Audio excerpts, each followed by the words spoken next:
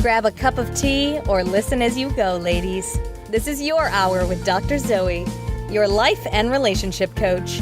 With encouragement, on-point insight, inspiring guests, health tips, and advice, Dr. Zoe helps busy women keep their mind in the game by redefining your superwoman. You're listening to The Dr. Zoe Show.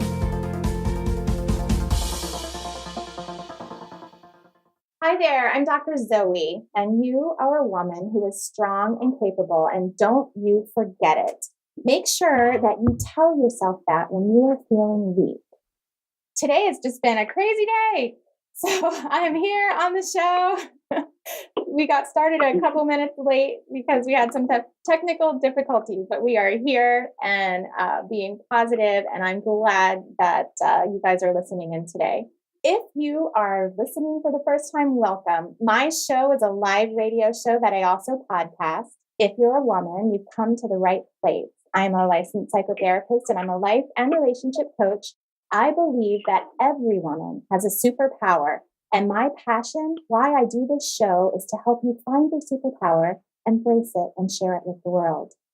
I had a client this past week, and if you're listening, you know who you are. And she said to me, I'm a loser. She didn't just tell me that, she did tell me that, but it wasn't just a statement. It was kind of this under her breath response when we were talking about some homework that she was supposed to have done and didn't get it done. And she's nowhere near a loser. She's quite successful, but I know the words just slipped out, and it was really her self-talk telling on her. And so I just want to encourage everyone, because sometimes our negative self-talk just slips out. And you have to remember how very powerful your words are. They have the power to lift you up or tear you down. It's your choice. So use them for good. And the beauty is, if you hear yourself speaking negatively to yourself, guess what? You can fix it. And that is really the beauty. So it's important to just pay attention to your words. They're powerful. Today, I am very excited to have my guest, Candyce Ossefort-Russell. She's a licensed psychotherapist at the Deep Center for Growth. She specializes in treating grief and trauma. And we scheduled her quite a while ago, but I think this topic is even more timely now with everything that's going on in the world. And she's going to share her journey and give some great tips for dealing with life transition, grief, or even trauma. And when I talk about trauma, some people have gone through great trauma, but I really feel that there's this systemic trauma going on in our nation and our world today because of the events that continue to come up. And it really hit me at home because I have some clients that were in this last Las Vegas incident and dealing with, their trauma. And as a therapist, sometimes secondary trauma, as they talked about, watching people dying right in front of them and picking up dead bodies and faces that were blown off, and how the two of them were able to get back to safety to their children and the survivor's guilt. So, right now it really hits home for me. And this show is not intended to be a downer, but I know that some people, even just walking around and all the information that's in the news, might be dealing with a little bit of secondary trauma. So welcome, Candyce. Thank you. I'm really happy to be here. Great. I'm glad we got some of those technical difficulties out of the way, and hopefully everyone can hear you well. I hope so too. Can you share your story of how you became a therapist? Sure.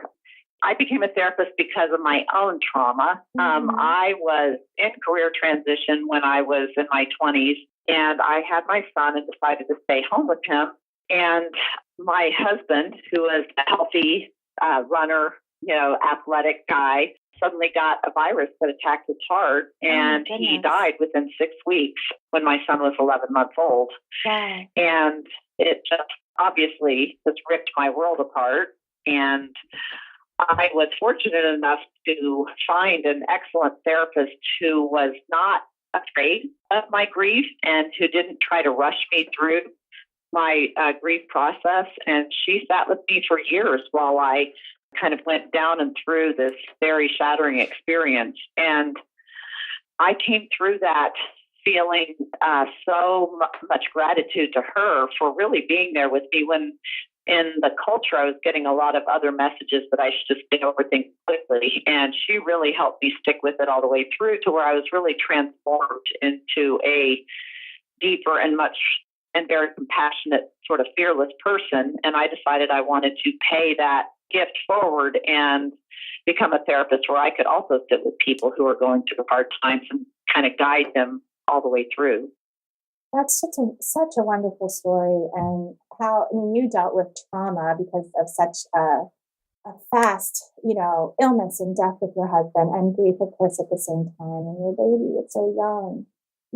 I have to share, I have a friend, a business acquaintance, who just lost her husband tragically. He fell off of a ladder and he died.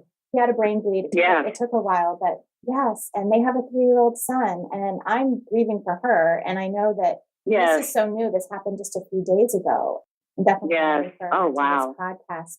So we need to get into this, and we need to talk about this, because obviously this is, these are issues that go on with people daily. Yes. And so, my population of women, I like to call my women superwomen, because we're in the thick of it and we're doing lots of things. And so one of my questions to you is, how do we grieve and function at the same time? Because we don't always have time to just sit and let our world stop. We have kids to take care of, we have jobs, we have, responsibilities. How do we do that as women? Right. Well, it's interesting because I think some of it ties back to saying in the beginning before I came on about self-talk. I think that it's paradoxical, but our culture is so focused on productivity and getting back to normal quickly that we can actually start feeling ashamed of ourselves if we don't feel as upbeat and full of energy as we're used to feeling. And so we can actually make our grief worse by kind of berating ourselves for not feeling as energetic as we usually do. And paradoxically, if you can reassure yourself that something like a big trauma or grief actually does take a lot of energy and it takes a long time. And so even though you continue to function, you might not feel as energetic as you're used to feeling for a long time, but that doesn't mean there's something wrong with you. And just holding on to that idea that even if you're continuing to function, but you don't feel as energetic as usual, and you tell yourself, this is normal, I am recovering from a wound, that can actually help you function better, because grief is hard enough, but grief and shame and fear about your grief actually makes it even harder to keep going. Right. That makes sense. Go ahead. Now, what were you going to say? Well, I was just saying, especially that shame about your grief, which I think is a really important point to make, because especially if we're looking at, trauma too, there's the survivor's guilt, and then there's the idea of I should be over it now. And so I'm going to ask you, do you think that you should try to just take time off and grieve, or do you think that people should try to get back into their life? Well, I actually think that it's a wonderful time to try to get in touch with your own natural rhythm, because what emotion science shows, and what I've discovered with myself and my clients, is that loss or trauma is like a wound to the psyche, to the soul. It is. And the emotions of grief are actually the healing forces kind of that rush through to try to heal that wound. And so we do need to attend to those feelings, because the feelings themselves are what is going to heal the wound. And it's interesting that we are wired to have a natural oscillation back and forth within grief, from needing to pull in and feel our sadness and feel comfort, and then naturally going back out into the world, because part of grief is also going back out into the world and living your life without the person who died or in the traumatic aftermath. Like, the more experience you get living your life, the more you start to learn that you can. I think everybody's a little different as far as how much time they need to spend actively doing things and how much time they need to pull in and feel, kind of recuperative. Okay. And so if you can, that's my number one tip, is to try to tune into your body and give yourself room to take it a little easier when you feel like you're having that kind of down feeling, and give yourself room to keep busy if you feel kind of driven to do that. So it's really just like anything else. It's a know your body, know yourself, and do what feels okay. So I didn't understand what you were talking about earlier when you said the rhythm. Can you talk about that rhythm that you were talking about again? Yes. Our nervous systems actually kind of naturally move back and forth between being more activated, kind of like with play and activity and all of that, and between being kind of at rest and relaxation and pulled in. And so those are kind of two natural states that we all, kind of fluctuate between most of the time. And when we are wounded emotionally, like in a loss or trauma, we need both, right? We need time to recuperate. It really is like, breaking your leg or something, Sure. where you need time to really let that wound heal. At the same time, like if you have a broken leg, if you don't walk around some, all of your muscles are going to atrophy, and your leg needs to learn that it can still work even though it's broken. So we have these natural oscillations between being active and functional in the world. I don't want to imply that you're non-functional if you pull in. Let me change my wording. Being active in the world and going out and doing things, and getting things done. Right. Well, there's an internal productiveness. And pulling in to rest and relax and recuperate. Sure. There's an internal productiveness, and then there's an external productiveness. So I think that's what you're exactly. trying to address. Yes. Okay. Yes. Thank you. So we are getting ready. Candice, I need to just interrupt you for a minute. Sorry. We're getting ready to go on break. And when we come back, I'd love to talk a little bit more about that trauma. And then maybe after the next break, we'll talk a little more about grief. So we are speaking with Candyce Ossefort-Russell, and she is a psychotherapist, and she specializes in grief and trauma work. And we will be right back in just a minute. People ask me, how do you have so much energy? I am not a coffee drinker, but I love the benefits of matcha green tea. More antioxidants than coffee and a smooth energy, not the jittery kind that lasts me all day long. Perfect for you supermoms too. I have searched the world over for that perfect matcha for my smoothies, and I have found it at Kiss Me Organics. You can get it too at kissmeorganics.com. Enter the promo code Dr. Zoe, DRZOE, for 10% off and free shipping. Experience the smooth, healthy, organic energy of matcha green tea. KissMeOrganics.com. Hi there, you're back with the Dr. Zoe Show. This is Dr. Zoe, and I am speaking with Candyce Ossefort-Russell, licensed psychotherapist who specializes in grief and trauma. So we're talking about some heavy stuff here today. And what we were just talking about is that you can function and grieve at the same time. Everybody's going to do it a little differently. But yes, when you're busy and you're a busy woman, you can do both, and you need to do both. Candyce, can you let my listeners know how they can get a hold of you and connect with you? Sure. My website is candicecounseling.com. On that website, I have resources. I have a grief ebook. It debunks some of the social myths we have about grief, and it's really helpful for either people who are grieving or for people who have loved ones who are grieving, so they can sort of understand what they're seeing in front of them. And I also have a page that's full of other kinds of grief resources, and I also have a blog on that website that addresses a lot of different issues about grief and emotions and trauma. Great. So, Candyce, I have some questions. And as I told you, I have some clients that have recently been through the Vegas incident. And so what are some tips that you can give, not necessarily people who were there, because there are only so many people that were actually there, but people who are experiencing some feelings, maybe just kind of maybe bringing up some, trauma from before. Obviously, 9/11 stuff kind of comes back up. Right. What kinds of tips can you give people who are kind of struggling with what in the world is going on in this world? And how can I feel safe? My biggest suggestion is to realize that, it's interesting that I think this is tied back to another kind of grief. it's different than grief over the loss of someone to death. Right. But I think when something terrible like Vegas or 9/11 or any of these big events that have been, even natural disasters like the hurricanes and the fires that have been going on, absolutely, what it shakes up in us, I think, is it shakes up an existential reality that we don't have control over a lot of things. Mm-hmm. And I think especially in our country, we function very productively by believing that we can be in control and solve problems. Yes. And I think when we get confronted with issues like these big disasters of one form or another, it makes us aware of our vulnerability as humans.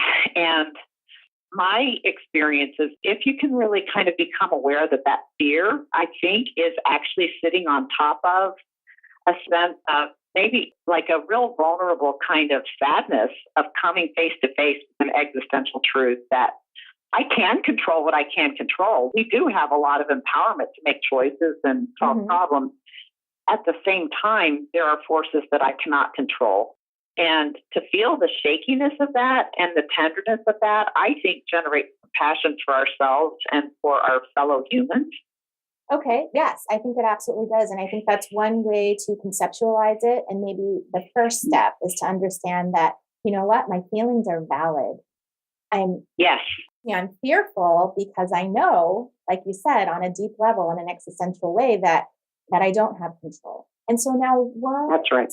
The question then is, what do we do with that feeling of loss of control? Because we feel it, right, for a minute. And then many humans tend to push it down, distract ourselves, go about. And sometimes we're not always doing it in the healthiest way. And then we notice that we're not feeling so good, or we're more tired, or our motivation is lacking.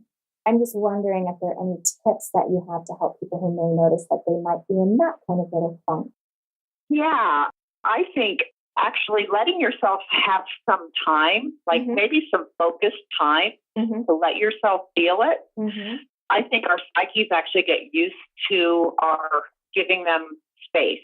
And if this is similar for other kinds of grief. If you give yourself a few minutes, either in the morning or in the evening, or maybe even at lunchtime, so that you're not bounding your bedtimes with this, but just some time to really tune into the vulnerability you feel and just notice what the feelings are. I think people can have a sense of grief, people can have a sense of fear, and they can also have a sense of anger. That kind of anger, that kind of outrage at the truth of things can be an important feeling to have. To give yourself a few minutes each day to attend to those feelings. And then later in the day, if you find the feelings kind of creep in a way that's disturbing to you, tell yourself, I'm going to save that for my contemplative time tomorrow. There's a difference to your psyche between I'm saving this for my contemplative time tomorrow versus I'm batting away the feelings and I'm ignoring them. I think that's if your psyche gets used to the fact that you'll get nurtured once a day, it might start to leave you alone at other times. That makes sense. And, I think that that's really good to give yourself that space. And then going back to the positive self-talk, I love something I saw somewhere on the internet because, well, here's the thing. You get bombarded with all the negative. And if you remember, and I tell a lot of my clients, remember the purpose of the news. It's really entertainment. It's business. And so they know what works, what sells commercials, and it's not the good news, right? And so the purpose of the news is to really put terror, is to put, things that are crazy and scary because people have a need and a drive to watch that. In some ways it's a need to comfort ourselves, and in other ways it's just our natural human curiosity. And so what happens is we get bombarded with these pictures and all the negative, and we forget that there's so much positive in the world. And I saw this meme, and it's Mr. Rogers. Mr. Rogers put out, I guess somebody had interviewed him at some point, and he was talking about bad things that happen in the world. And he said that his mother always told him when he looked at the news or saw something on the news negative that was going on, she said, yeah, that was really bad, but look at all the helpers. So, that one person might be doing something really horrible, but the rest of, the world, the other hundreds or thousands of people are helping. And if instead That's of right. focusing on that one bad, you look at all the good, That's right. it can really, help you focus back on the fact that there really is more good than there is bad in the world. That's But right. the news doesn't report on that.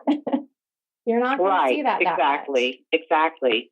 And what's interesting, it kind of weaving together what I was saying and what you're saying, which I think are both important parts of dealing with this kind of stuff, is that when you give yourself some time to feel the painful feelings and that vulnerability, that existential vulnerability, one of the adaptive actions that comes from allowing those feelings to move through you in ways that aren't overwhelming is that it generates compassion. And what you're describing, all the helpers showing up in the good, is the compassion that flows naturally for most people when something bad happens. And so it's kind of a really beautiful flow back and forth between those things.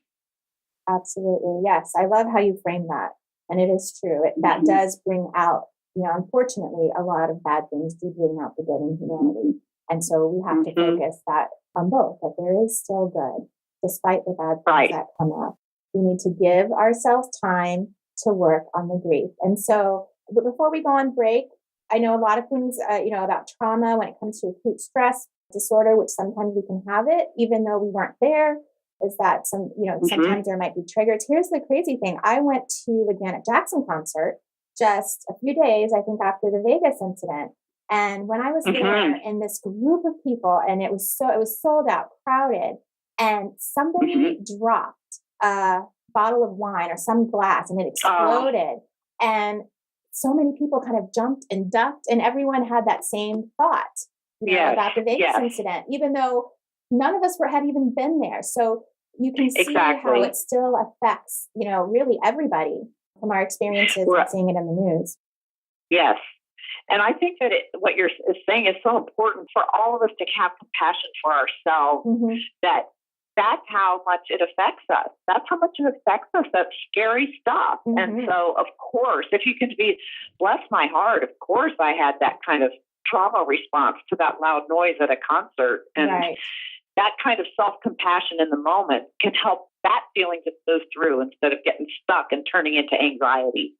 Very good. Yes. Instead of getting stuck and recognizing that is a process, that you might feel a little bit low, that you might have some kind of hypervigilance, that you might have some dreams that are a little bit scary, that you might have some fears about your kids, and recognizing that that's part of the process. It is real, but we have to let ourselves feel it. That's right. And it's actually part of what heals us. Those emotions that kind of, if we allow them to move through us and not get stuck in us, that is the stuff that heals us from these ongoing wounds. Oh, I love that. That are just part of life, Yeah. Yes, it's the scab forming over. That's the process that heals us. I love that. Okay, well, we are here talking with Miss Candyce Ossefort-Russell, licensed therapist who specializes in grief and trauma work. And I'm Dr. Zoe. We're having some good conversation. We're going to come back in just a few minutes and talk about grief specifically for any of you women who are experiencing grief, whether it's a loss of a spouse, parents, relationships, all types of grief, children. We are going to come back and talk about that in just a minute. And Candyce, how can our viewers find your website again? What is it? It's CandyceCounseling.com. Awesome. Okay, we will be back in just a minute. People ask me, how do you have so much energy? I am not a coffee drinker, but I love the benefits of matcha green tea. More antioxidants than coffee and a smooth energy, not the jittery kind that lasts me all day long. Perfect for you supermoms too. I have searched the world over for that perfect matcha for my smoothies, and I have found it at Kiss Me Organics. You can get it too at kissmeorganics.com. Enter the promo code Dr. Zoe, DRZOE, for 10% off and free shipping. Experience the smooth, healthy, organic energy of matcha green tea. KissMeOrganics.com. Hi, this is Dr. Zoe. We are back here with Miss Candyce Ossefort-Russell talking about grief and trauma, deep stuff, not, happy butterfly day today, but really important information, I think, for all of us to have. So, Candyce, as I shared in the beginning of this show, I have my friend who recently just lost her husband, and she's got a baby, 3-year-old baby boy. And I know a big thing and I'm going to ask you from the perspective of a friend, and then, of course, from the perspective of someone who's grieving. Even myself, a therapist who deals with this kind of stuff, I still have that same feeling of being stuck, like, oh my goodness, what in the world do I say? And of course, I wrote her and I said, I spoke from my heart, but I know even if I struggle with words to say when someone is grieving, I know everyone else must struggle as well. So what are the best things to say to someone who's grieving? So my suggestion would be, first of all, don't say anything that's intended to try to make somebody feel good about their situation. Don't say it's a blessing or it happened it's a better place or anything like that. Okay. Nobody wants to hear that. Right. But what I suggest, and it can be tricky to start to understand how to do it, but once you get it, it can free you. And I call it making the implicit explicit. Like when you're talking about how much I can hear in your voice how much you care about your friend and how much you want to be able to help, and you don't know what to say. And I think if you can say that to your friend, like, I care so much, I feel so much for you, and I've never been through anything like this, so I don't even know what the right thing is to say. I'm here for you, If you just name that, I think it's so honest and your care comes through, and it's not assuming that you know what this person needs to hear. Right. Because I think some people, it shifts around. Some people want to talk about it. Some people are in a place where they don't want to talk about it. We can't assume, but just, saying, I'm not even sure what to say. I don't know what you need, but I'm right here for you. And you can talk to me if you want to, but if you don't want to talk about it, I'm fine just being here with you. Now, I've heard a lot of people say, when someone comes up to them and says, I'm here for you if you need me. But I've talked to a lot of people who have been grieving, and I've actually heard that that's not really something they want to hear because they don't have maybe the energy or even know what they need. Right. And so do you think you should try to just do stuff or just say, I'm here if you need me, call me or reach out? Right. Well, I guess what I wanted to be clear, I don't mean to say I'm here if you need me. I'm talking about in this moment, right here, right now. I'm here with you right now. And I'm present with you, right? So that's what I'm talking about, this in a moment. Okay. But you're right. As far as moving forward, I agree with you. It's not helpful to say, I'm here if you need me, because like you said, people don't have the energy to remember that or to pick up the phone and call. So my suggestion, though, is I've heard suggestions lately out there where people say, just do stuff. But I also know, having been a griever, it's like, I don't want people coming in and just doing stuff that I may or may not need or want. I might need to be alone today. I don't want you to come do my lawn today, So I think if you can make very specific offerings for a specific time, like, I would love to bring you dinner. Is there a good time next week? Or would that be something that would help you out? And if they say, yes, that would, then say, I'll come next Wednesday. Does that work?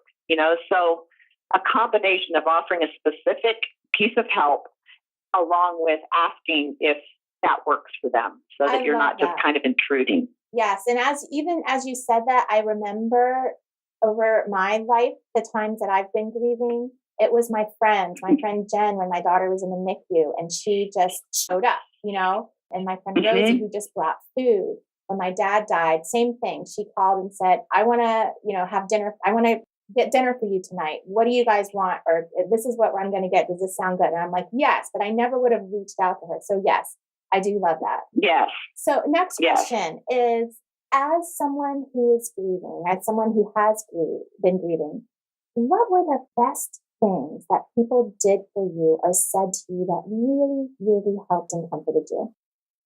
Let's see. One thing was continued offers of meals and support. A thing that was really, really meaningful to me are the special few people who didn't forget about me over time. Because after a death, people are bombarded with support. They receive cards, they have people coming by, they have people doing things for them. And that's lovely. It's a wonderful outpouring of care that we receive, but things get really hard. Like 2, 3, 4, 6, 8 months into a loss like that. And you feel completely forgotten about because everybody else's lives go on. Right. And so when I had friends who would remember to call and offer to get together or offer to talk like months later, or remember the anniversary of the death, I can't tell you how much that meant to me over time. I love that. And so if you have a friend who is grieving or has lost somebody, put it in your calendar so that it will pop up for you, a year down the road or 6 months or whatever, and you'll remember to call your friend and how much that will mean to your friend. Thank you for that. So my question is, when we're talking about grieving, what's the difference between resilience and fortitude when it comes to working through grief while you're functioning as a busy woman? Well, this is something that I find is really helpful to help people be kind to themselves, because our culture is obsessed with resilience right now. And resilience is all about bouncing back, like a speedy return to the way you were before. Right. And that's actually a really damaging concept to somebody who's suffered a major loss or even a major trauma. Right. It's like normal is over. You're not going to get back to normal. You're going to have to discover a new normal. And I'm on a campaign to replace resilience with fortitude, because fortitude, I want to read this because it's really important. Fortitude is mental and emotional strength in facing difficulty, adversity, or danger, especially over a long period. And I feel like people just getting up in the morning and doing the things that need to be done for the children, continuing to go to work when you're having a hard time, that's fortitude. That's continuing to put one foot in front of the other day in and day out. And that will lead you to a new normal where you actually will be changed by the experience, and in some ways for the better. And that's very different than trying to skip over it all and bounce back to some normal that no longer exists. I love that. New normal. I've definitely said that before. And so as we get ready to close, can you talk to me about, you mentioned earlier the steps of grief, and also even more important, well, the steps of grief are important. Some, we therapists know them at the back of our hand, but not everybody does. And the next one is, what are those social myths about grief? You mentioned them earlier, but I didn't hear what they were. So let's talk about the steps of grief. Yes. Well, actually, one of the big myths about grief is that there are stages of grief. It's like, yes, grief is a lot of different emotions, but there's no such thing as some linear order of stages of grief that you go through until you get to a place of letting go. It's more about an ongoing process of all kinds of emotions. And another myth is that you're supposed to get to a point where you let go. Pushing people to let go or pushing yourself to let go can actually thwart your grief, because what we actually need are continuing bonds inside of ourselves that help us kind of go from having an external relationship in the world to our loved one to having an internal relationship with our loved one. And if you can help people realize they need continuing bonds so that they will have a way to be connected to their loved one over time in a way that feels good to them, that's a lot easier to move towards than trying to let go of someone who's meant the world to you. That makes sense. And I'm glad that you said that, because I'll have clients tell me, well, I've already been through that stage. Why am I here again? And I talk to them. I love how you said it's not linear. And I talk about it as really a circle. You cycle through them. You come back. You cycle through. You come back. So I'm very glad that you mentioned that. Yes. And so can you tell us a little bit about the social myths? Any more social myths other than that the stages are not linear? The stages aren't linear, and letting go is not what we're aiming for. So the purpose is not to let go of the grief, but to integrate it into our life and develop fortitude, right? I like to say, try to find where it lives in us. And it will get smaller over time. Yes. And you will get to a point where it's only part of your life. But that whole idea of closure or letting go implies that there's a time when you're completely finished. And that really hurts people. It just doesn't happen. It doesn't. I think, like you said, it morphs and it changes. And yes, it does get smaller, but it doesn't ever go away. And when we expect it to, then we feel like we've done something wrong in our grief process because it's gone. Yes. Which ties to the next myth about grief, which is that grief that doesn't look some particular way that's in some norm is somehow pathological or disordered. Mm. But yes, sometimes people have a particularly hard time with their grief, or their grief makes them kind of stirs up some old trauma or something. And so sometimes people really struggle with their grief. It doesn't mean there's something wrong with their grief. What it means is that the enormous emotions of grief have tied into some historical experience that is lighting up and is causing us to have difficulty dealing with it. Like, let's say you had a family where you were shamed for crying, for example, and now you're crying all the time. Now you feel really bad about yourself and afraid because you're crying all the time and you're getting into this spiral of anxiety about it. It doesn't mean there's something wrong with your grief. It means you're having a huge, painful opportunity to heal not only your grief, but also something from your past. Right. And so if you can really be kind to yourself about that and say, maybe I need some help because I'm having this fixed reaction that's pretty big, that's so much kinder than I'm having pathological grief. So I love that. And I love how you talk about that grief. The way I say it is grief compounds grief. And so sometimes we haven't dealt with some stuff and a new loss comes up and we're grieving the old stuff plus the new stuff. Yep. And sometimes you can do it all together. And so thank you. This has been a really great conversation about trauma and grief. And before we go on our break, can you first of all, do you do virtual therapy or only in person?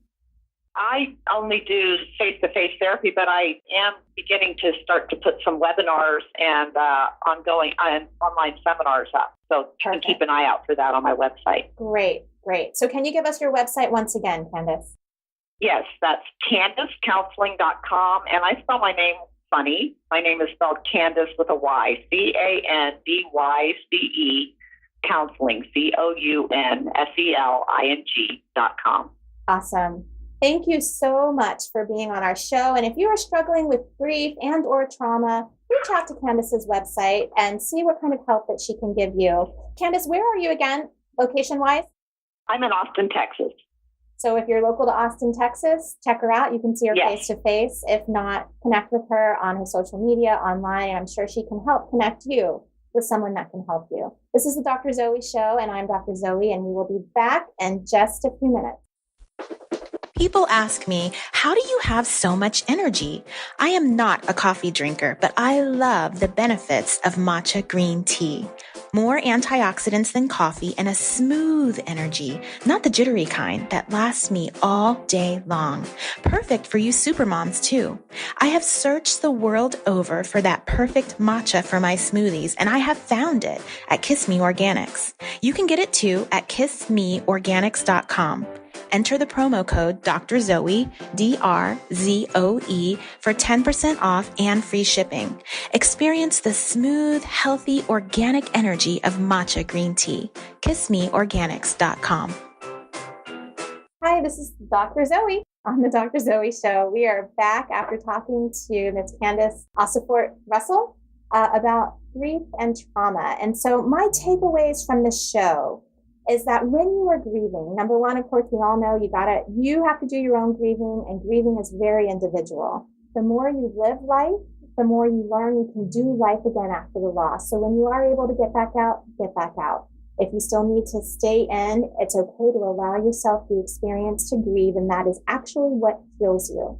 If you have a friend who is grieving, it's important not to try to say the trite comment, it happened for a reason, or try to make any sense of it, but rather try to just be there in the moment with her and speak from your vulnerability, speak, from how you're feeling, and give specific offerings. So don't say, if I can help you, or if you need help, call me, because often that's not going to happen, but give specific things. I can bring you dinner tonight at 5. Is spaghetti okay? And then when we are grieving ourselves, it's important to realize that the purpose of the grief process is not to let go of the grief, not to get rid of the grief, that you're developing a new normal, and that the purpose is to figure out how to integrate that grief with your new life. That the grief doesn't ever go away. Yes, it gets smaller, and as you integrate it, it's not as intense and powerful, but it is a new normal. The old has kind of gone away, and that's not a bad thing. It just means that you have to figure out how to integrate it, and there is no timetable.